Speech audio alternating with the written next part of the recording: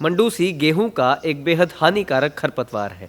ये कितना जिद्दी और हानिकारक है ये बात तो आप जानते ही हैं। मंडूसी को हम अलग अलग नामों से जानते हैं, जैसे कि गेहूं का मामा, गुली डंडा, फ्लैरिस माइनर, छोटा बीज, सिट्टी और कैनरी ग्रास।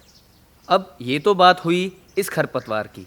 इसे गेहूं से फर्क करना इसलिए थोड़ा मुश्किल हो जाता है क्योंकि ये दिखता बिल्कुल गेहूं जैसा है। लेकिन जब फसल छोटी होती है तो हम कुछ फर्कों से इसे पहचान सकते हैं। आइए जानते हैं कि वो फर्क क्या है।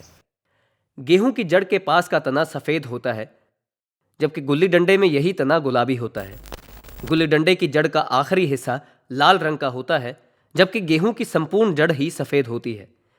हमने इसे पहचान तो लिया, लेकिन इसे खेत से बाहर निकालें भी तो कैसे? तो आइए आपको मिलवाते हैं एक बेहद शक्तिशाली दवाई सल्फोहिट से, जिसका एक ही स्प्रे काफ़ी है।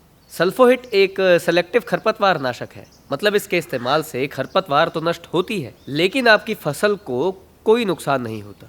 यह खरपतवार में फैटी एसिड की चेन को बनने ही नहीं देती, जिससे इनकी ग्रोथ रुक जाती और वो मर जाते हैं।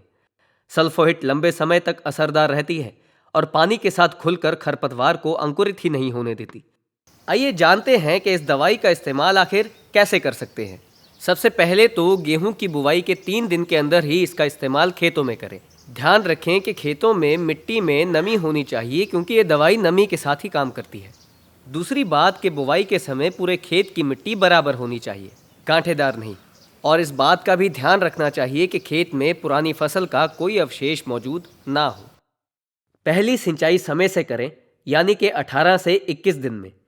पानी मिलते ही मंडूसी के बीज एक्टिव हो जाएंगे और सल्फोहिट की पकड़ में आ जाएंगे, यानी कि जैसे ही ये मंडूसी एक्टिव होंगे, सल्फोहिट तुरंत उन्हें मार देगी। डबल सुरक्षा के लिए आप सल्फोहिट के साथ स्टॉप का भी स्प्रे कर सकते हैं।